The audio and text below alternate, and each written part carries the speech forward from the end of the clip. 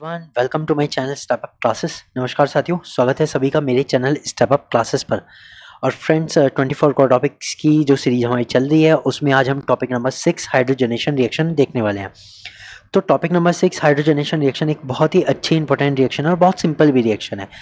Friends ये reaction generally मैंने देखा है कि सारे जितने भी एग्जाम हुए हैं उसमें इस रिएक्शन से रिलेटेड क्वेश्चन आया ही आया है। तो ये बहुत इंपॉर्टेंट हो जाता है और बहुत ही छोटी बहुत ही अच्छी रिएक्शन है, जल्दी समझ में आ जाती है और जल्दी से हम इसे लिख भी पाते हैं। ठीक है, तो फ्रेंड छोटा सा टॉपिक रहेगा जिसमें मैं आपको पहले तो एक्सप्लेन करूंगा हाइड्रोजनेशन रिएक्शन क्या होती है, केमिकल रिएक्शन के थ्रू समझाऊंगा कि कैसे इसमें प्रोसेस हो रहा है। एंड सेकंड उसके प्रैक्टिस क्वेश्चन के साथ हम उसके कंसेप्ट को बिल्कुल मजबूत करने वाले हैं। तो फ्रेंड्स 24 का टॉपिक्स की सीरीज में टॉपिक नंबर 6 हम शुरू करते हैं हाइड्रोजनेशन रिएक्शन। तो हाइड्रोजनेशन रिएक्शन को हिंदी में कहते हैं हाइड्रोजनीकरण की अभिक्रिया। तो हाइड्रोजनेशन है क्या? देखो, hydrogenation is a chemical reaction which involves the addition of H2। तो इसमें क्या होता है? एडिशन होता है, एडिशन ऑफ H2, हाइड्रोजन का एडिशन होता है to unsaturated organic compound such as alkene और एल्काइंस। तो यहाँ से हमें पता लग गया इसमें सिंपल सा क्या होता है, सिंपल सी बात है कि इसमें एडिशन ऑफ हाइड्रोजन होता है, यानी कि हाइड्रोजन का योग होता है, हाइड्रोजन जुड़ता है। किस में जुड़ता है? किस में जुड़ता है? ठीक है, अनसैचुरेटेड ऑर्गेनिक कंपाउंड्स में। ठीक है, addition of hydrogen to unsaturated organic compounds में जुड़ता है। ऑर्गेनिक कंपाउंड्स कौन से होते हैं? अनसैचुरेटेड वाले। अनसैचुरेटेड कौन से होते हैं बताओ? अनसैचुरेटेड हमारे पास कौन से होते हैं? एक तो एल्कीन्स होते हैं जिनमें कार्बन कार्बन के बीच डबल बॉन्ड होता है, और एक होता है एल्काइंस। तो इनमें हाइड्रोजन जुड़ता है, इनमें क्या होता है? हाइड्रोजन जुड़ता है। ठीक है, and this reaction required a catalyst such as platinum, palladium और निकल। तो ये जो रिएक्शन है इसमें कैटलिस्ट की भी जरूरत पड़ती है। कैटलिस्ट कौन हो सकता है? पैलेटिनम हो सकता है, पैलेडियम हो सकता है, या फिर निकल एज ए कैटलिस्ट यूज़ होते हैं। ठीक, अब ये जो कैटलिस्ट होते हैं मैं आपको एक और चीज़ इनमें खास बताता हूँ कि ये तीनों कैटलिस्ट क्यों यूज़ होते हैं। देखो, हाइड्रोजन को एज ए कैरियर के रूप में काम करता है, बिकॉज हाइड्रोजन इनके मुकाबले बहुत ही छोटा मॉलिक्यूल है। H2 का मॉलिक्यूल बहुत ही छोटा है जो कि इनके इंटरस्टिशियल साइट में या फिर वॉइड्स कह देते हैं उनमें फिक्स हो जाता है। तो उसके कारण ये इसे इजीली कैरी कर लेते हैं, इंटरस्टिशियल साइट में ये फिक्स हो जाता है और उसे इजीली कैरी कर लेते हैं।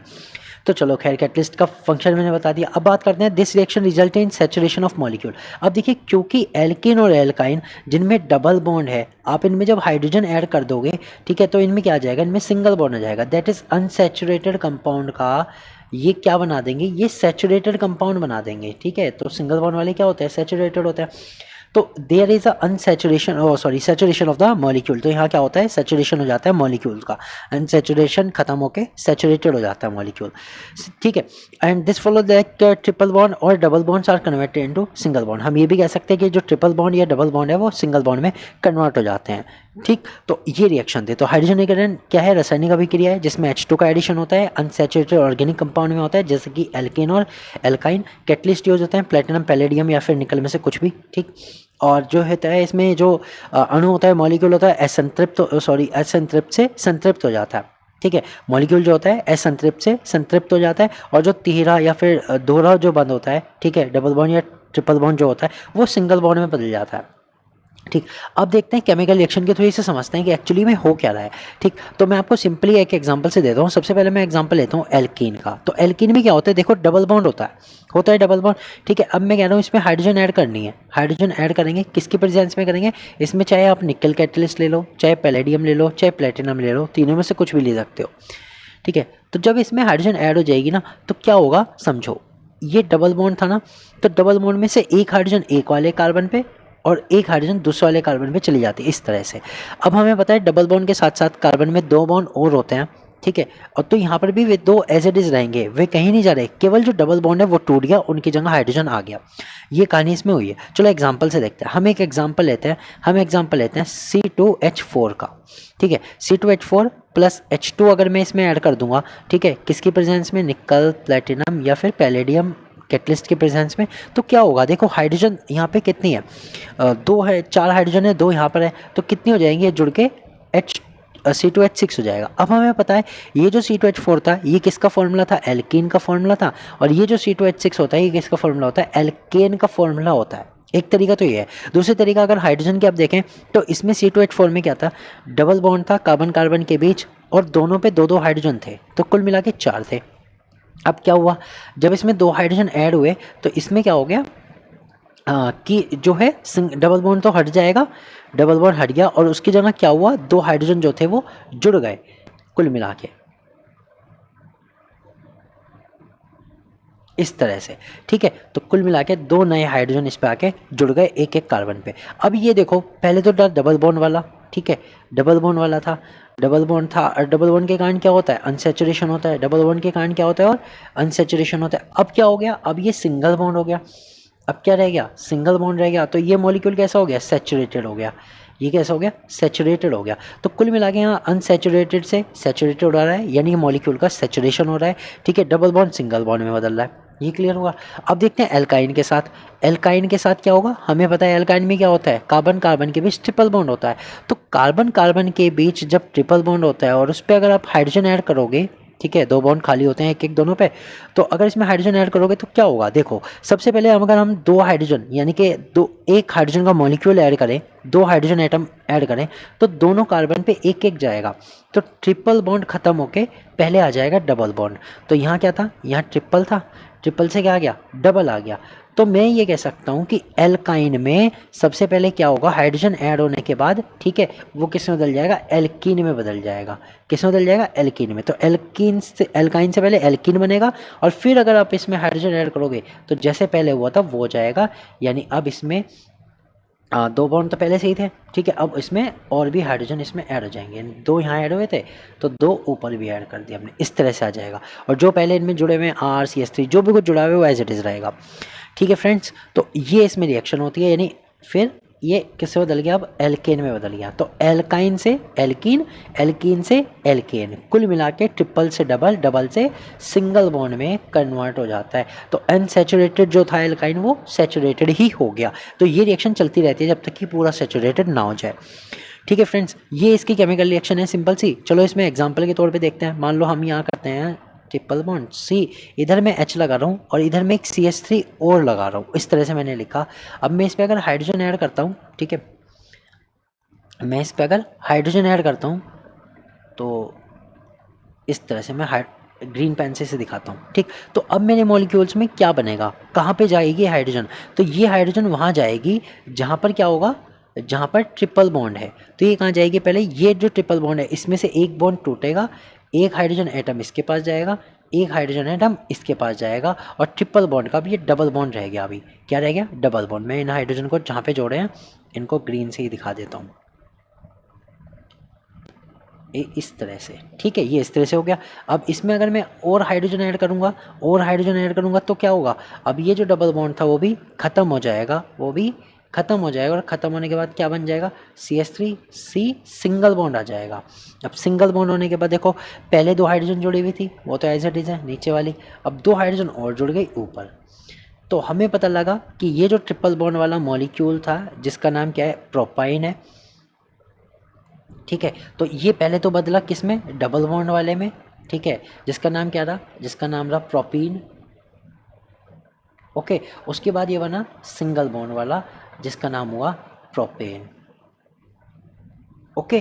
तो कुल मिला के इस केमिकल रिएक्शन में हाइड्रोजनेशन में हाइड्रोजन का एडिशन होता है और जो अनसैचुरेटेड कंपाउंड होता है वो सैचुरेटेड हो जाता है। यानी कि अगर वो चाहे ट्रिपल बॉन्ड वाला हो तो वो डबल बॉन्ड से लेके सिंगल बॉन्ड तक आएगा ही आएगा, ये रिएक्शन वहाँ तक आएगी। क्लियर होगी बात, समझ गए, ठीक है। तो ये रिएक्शन थी, तो बहुत सिंपल सी इजी रिएक्शन थी, आपको पता लग गया हाइड्रोजन ऐड होने हैं, दोनों एटम जो हैं हाइड्रोजन के एक एक दोनों पे जाने हैं, डबल बॉन्ड के साइड में दोनों पे एक एक जाता है, बस इतना सा ये रिएक्शन है, इतनी इजी ये रिएक्शन है, ठीक है। तो फ्रेंड्स इसके अब हम करेंगे प्रैक्टिस क्वेश्चंस। तो प्रैक्टिस क्वेश्चन की करने से हमारे क्या होगा, ये टॉपिक बिल्कुल अच्छे से क्लियर हो जाएगा। तो फ्रेंड्स शुरू करते हैं हाइड्रोजनेशन के प्रैक्टिस क्वेश्चन, ठीक है। प्रैक्टिस क्वेश्चन में क्वेश्चन नंबर 1 है, which metal is commonly used as catalyst in the hydrogenation reaction. Hydrogenation की रिएक्शन में इनमें से कौन सा ऐसा तत्व है या कौन सा ऐसा मेटल है, धातु है, जो हाइड्रोजनेशन में कैटलिस्ट के फॉर्म में यूज होता है, ठीक है। हाइड्रोजन की प्रतिक्रिया में हाइड्रोजन किरण की अभिक्रिया में उत्प्रेरक के रूप में आमतौर पर किस धातु का उपयोग होता है, ये बताना है। सोडियम, लोहा, प्लेटिनम या कैल्शियम। तो देखिए अभी कैटलिस्ट पूछा है, लेकिन ये बहुत इंपॉर्टेंट है चीज़ें कि हमें कैटलिस्ट भी पता होने चाहिए। अगर कोई इसमें कुछ अलग से सब्सटेंस कंडीशन है किसी भी रिएक्शन में, प्रेशर की, टेम्परेचर की, तो वो भी पता होनी चाहिए, ठीक है। तो फर्स्ट का आंसर क्या हो गया, फर्स्ट का आंसर C हो गया।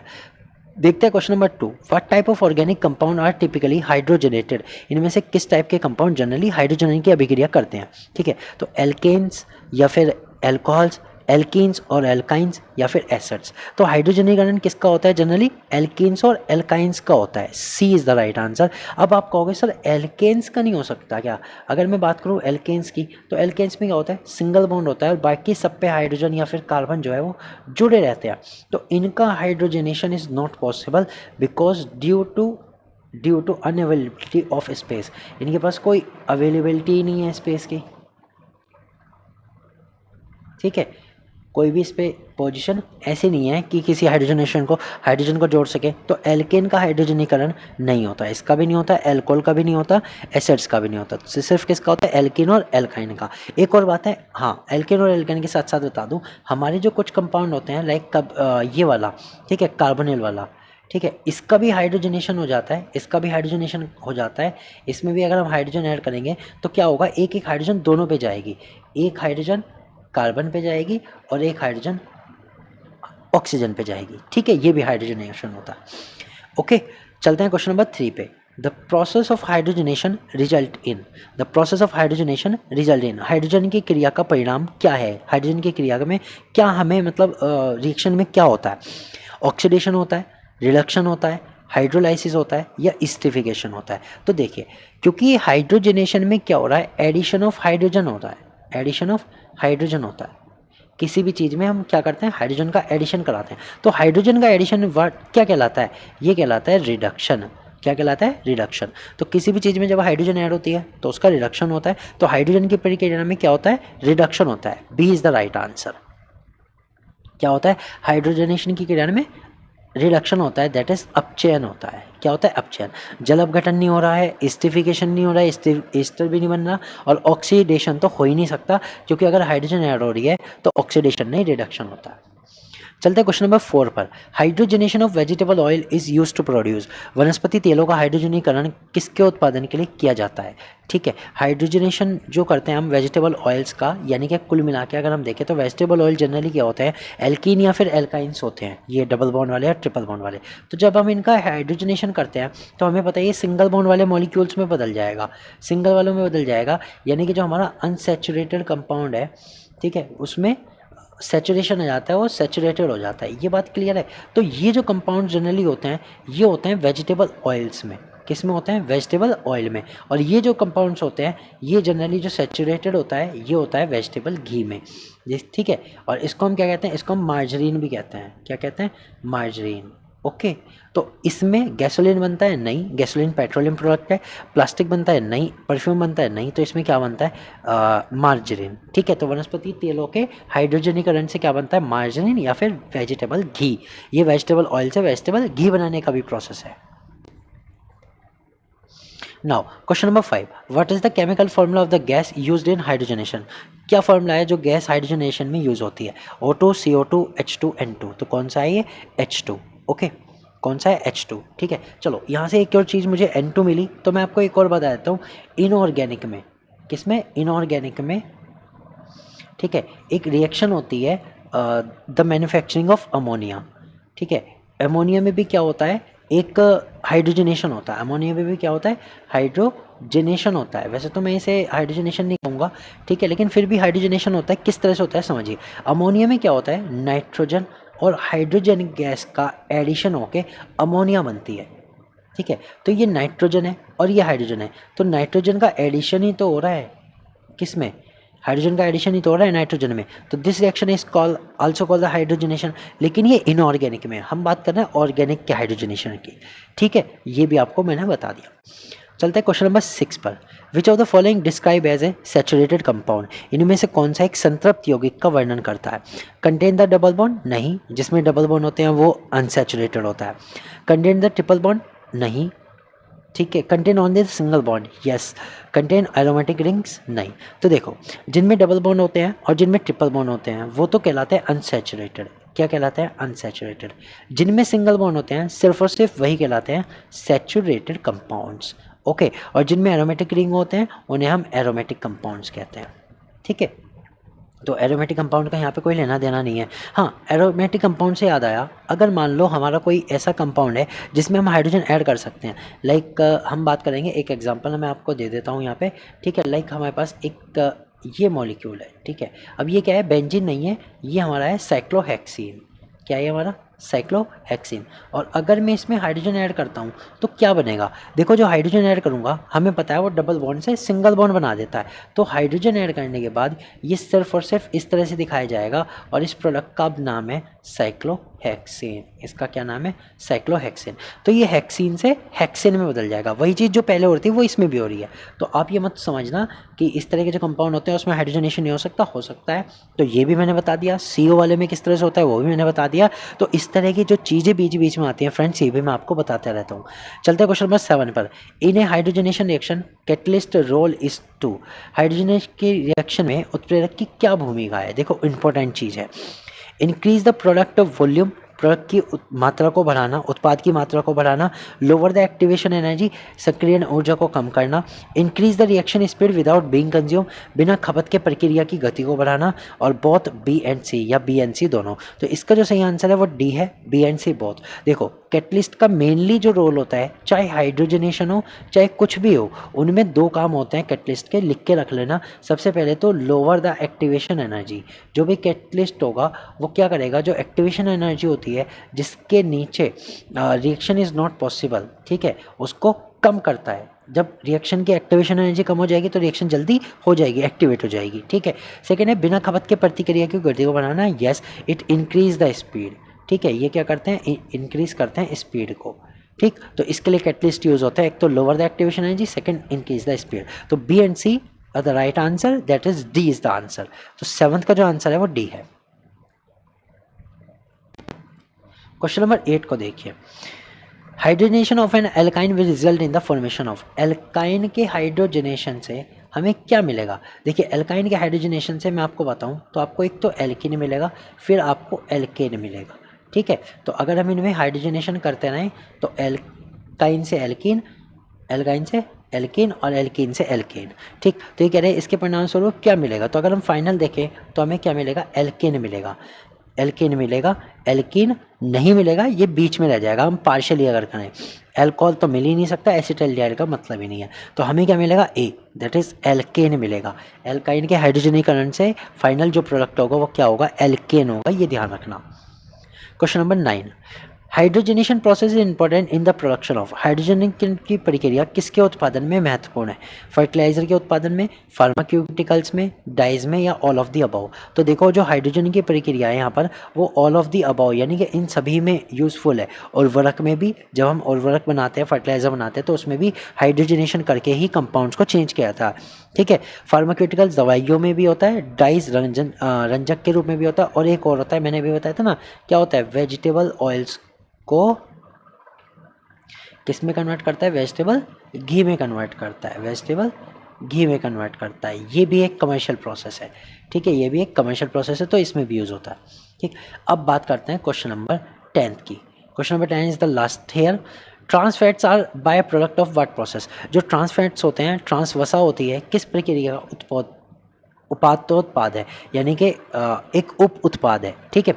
Oxidation, full hydrogenation, partial hydrogenation, या फिर हाइड्रोलाइसिस। देखिए जो हमारे ट्रांसफैट्स होते हैं वो कौन सी अभिक्रिया का एक बाय प्रोडक्ट है, वो है किसका, पार्शियल हाइड्रोजनेशन का।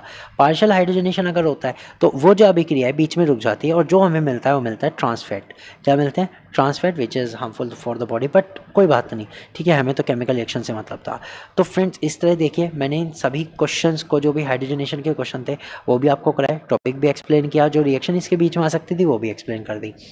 इसके साथ ही मेरा ये टॉपिक नंबर 6 खत्म होता है, ठीक है फ्रेंड्स। अगले टॉपिक में टॉपिक नंबर 7 हमारा जो आएगा उसमें देखिएगा आपके लिए बहुत इंपॉर्टेंट फिडल क्राफ्ट रिएक्शंस हैं। फिडल क्राफ्ट एल्किलेशन भी रिएक्शन है, और उसके बाद उससे अगले टॉपिक में फिडल क्राफ्ट एसिलेशन रिएक्शन है, दोनों की दोनों बहुत ज़्यादा इंपॉर्टेंट है। तो फ्रेंड्स बने रहिए हमारे चैनल के साथ, और आपको सारी वीडियोज़ मिल रही हैं, सारी बहुत अच्छे से तैयारी आपकी हो रही है। और फिर भी अगर कोई डाउट है तो टेलीग्राम ग्रुप के थ्रू आप मुझे बता सकते हैं, आप कितने डाउट लिख सकते हैं, अपने क्वेरीज भेज सकते हैं। मैं मिलूँगा आपसे अगली वीडियो में, तब तक के लिए गुड बाय।